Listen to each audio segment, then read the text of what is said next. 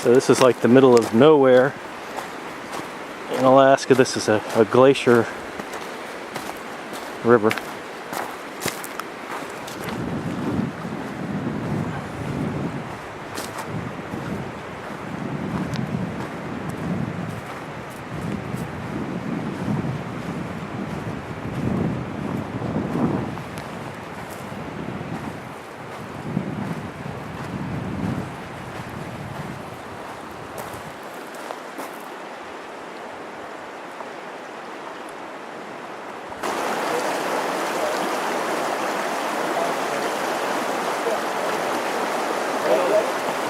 There's a lake up there that's still occupied. Yeah, that one is active.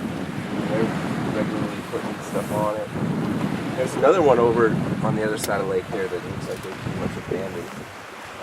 It looks like a bear had tried to get into it, and it's been going back a few times. And that was like early this spring. There was kind of a hole in it, or the ice ripped it apart. But I have a feeling a bear tried to get into it. It just wasn't so good anymore.